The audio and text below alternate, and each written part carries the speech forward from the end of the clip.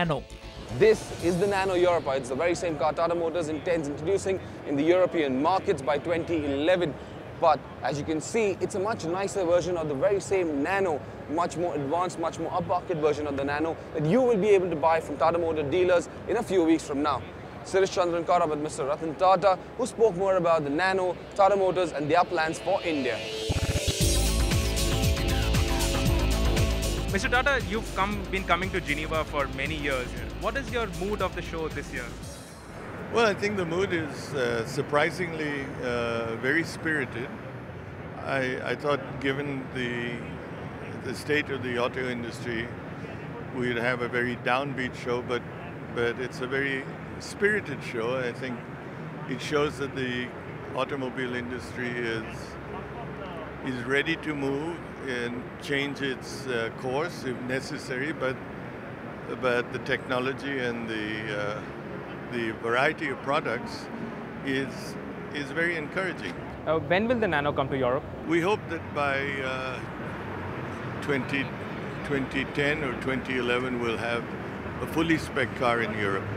And will we also have a similarly spec car for India? You mean a high-end car? Yes. If we do it for Europe, it'll be available in India. And that means with airbags and ABS? That's right, absolutely. The Europa offers our first look at the interiors of the Nano, which does not have the class and panache of several of the other cars on display at Geneva. For sheer ingenuity and cost effectiveness, this is simply fantastic.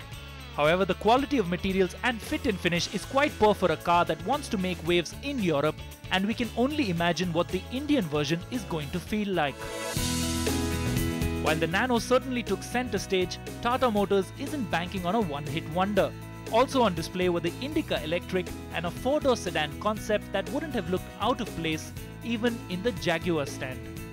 Tata Motors aren't just in the news for the world's cheapest car here at Geneva. They showcased the Prima concept, and now this is a big thing. The styling is done by Pininfarina, the same guys who do Ferraris and Maseratis, and now they're doing Tata cars. And as you can see, this is a very good looking concept. Okay, it might be generic European saloon styling, but for India, it'll do very well, and it'll compete with the likes of the Octavia when it is launched 2 years from now. The Jaguar and Land Rover stands were also catching the eye of showgoers, even though both companies are suffering the effects of a recession and troubled British manufacturing. Jaguar and Land Rover are on the cusp of a recovery, and this is the car that will do it. This car has the brand new 5-litre V8 supercharged engine that makes 503 horsepower. The XFR is set to take on the BMW M5 and the Audi RS6.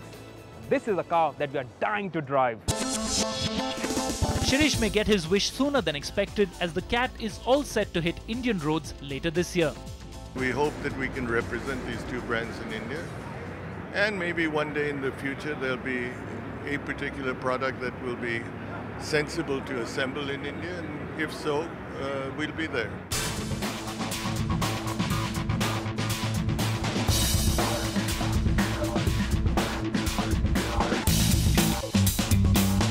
This is the latest in Mercedes-Benz's long line of E-Classes that date back 50 years. It will come to India towards the end of the year. And as you can see, the 4 headlamp look is back, but it's got a cubist reinterpretation. Looks quite nice in the flesh, and on the sides, it's got the flowing rear wheel arches of the S-Class. It's a nice looking car, and this being Mercedes-Benz, well, it tries its hardest so that the fool behind the wheel doesn't crash the car. And that means if the driver is feeling drowsy, the car gives the driver a tight slap in the face. Okay, not a tight slap in the face, but it monitors 70 parameters. And if it detects that the driver is feeling drowsy, it jolts the steering wheel and wakes up the driver. Now that's smart. The E-Class competes with BMW's 5 Series, but Munich's latest offering had only one similarity with the saloon: its number. Talk about a niche within a niche within a niche. Now the BMW X6 is already a very radical car, a fusion between a sports car and an SUV. Now we have this, the 5 Series Concept GT. It is a fusion between a normal saloon, an estate and an SUV. As you can see, it's got the front end from a 7 Series and the back end from, well, the X6 or an estate car. It is designed for people who don't want the very high seating position of a normal SUV, but not the low seating position of a saloon, a practicality of an estate without the fuddy-duddy image of an estate car.